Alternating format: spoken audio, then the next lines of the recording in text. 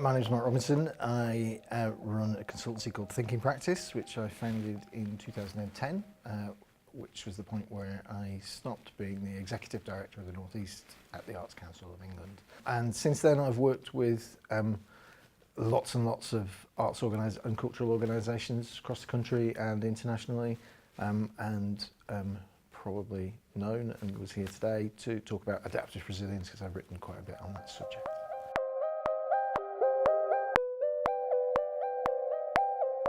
Yeah, to me, and I use the phrase adaptive resilience when I can, because I think that notion of adaptiveness, adaptability and change is really important to my sense of resilience, that resilience is not about can you strap yourself to the mast and survive a storm alone. You might have to do that occasionally, but can you adapt to the world around you and the way that that's changing, because it is always changing in good ways and challenging ways, and persist in what you do, because I do think it's, I suppose, one of the things that's important to me is that cultural activity and organisations, some of them need to last for a long time to fulfil their role. So you have to be resilient rather than go pop after a couple of years.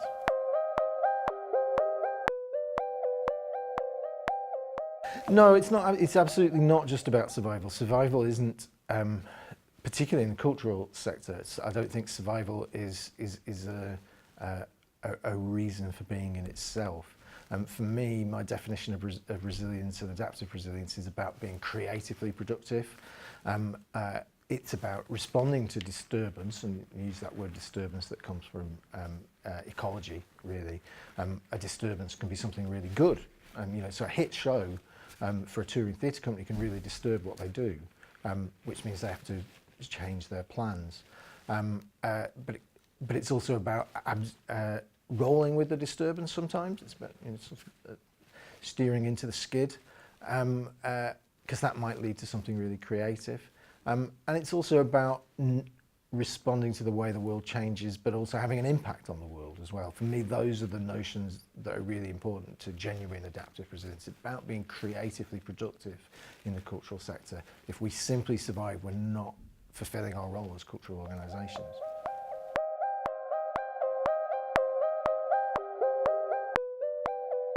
Well, I suppose that relates to what I've just said. I think it's the creative purpose and cultural purpose of organisations is, out of the 8 characteristics that I've identified through my research, that's the one that I think it's hard to be adaptive and resilient without. A culture, what I call a culture of shared purpose and values. So a strong sense of who you are as an organisation, why you exist, who you're there to serve, that goes right across the organisation, like things through a Blackpool through a stick of rock, and also out into your audiences and your participants and your stakeholders. That for me is the centre of it.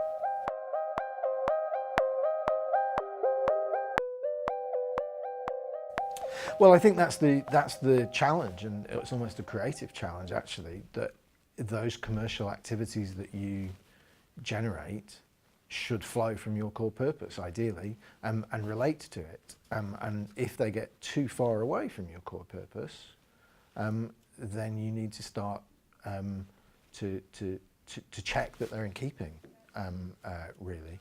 And they can be in tension, but equally I think it's about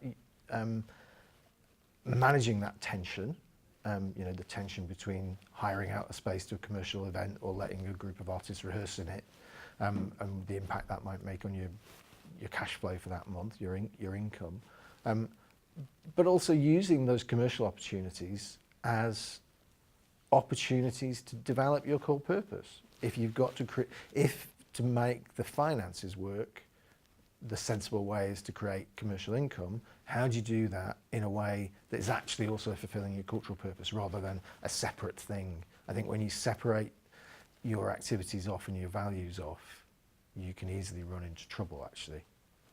Who do you like hire your room? It's, as an example, who do you take sponsorship from?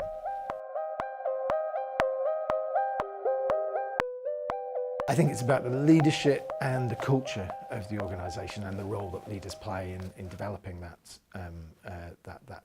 culture, because the leaders often set the tone for that. And if you've got a strong sense of purpose and values, it can help avoid.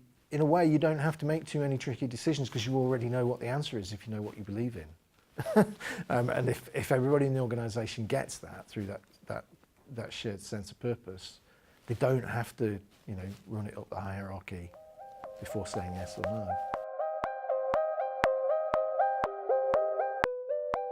Well, I think the first thing to say is that I don't think there is an end point. I think this is an ongoing process, partly because resilience sits in a dynamic. So it's partly about the world's changing.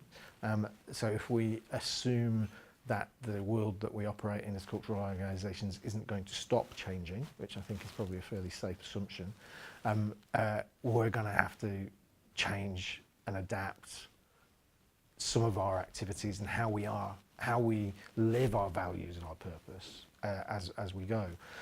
So firstly, to say it's not a fixed thing. It will change over time. It will change as the people in an organisation change. But the process is often about identifying what strengths you can build on, what strengths you might have in your networks or your assets, and I would argue for an asset-based approach to resilience. Start by thinking about what you've got, not what you haven't got, and how you might use those. So if you've got a building, how do you currently use it? How might you use it in the future? And come up with a plan around using your strengths and also addressing any kind of fatal flaws that you might have or weaknesses. But it's unrealistic to think that any organisation would be outstandingly strong in all areas, because my experience of life is it's just not like that.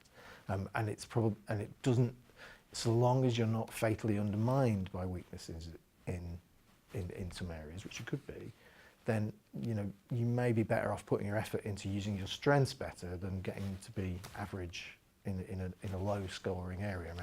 I often work with individual organisations, and we'll start a process by kind of a self-assessment against those 8 characteristics that I've written about.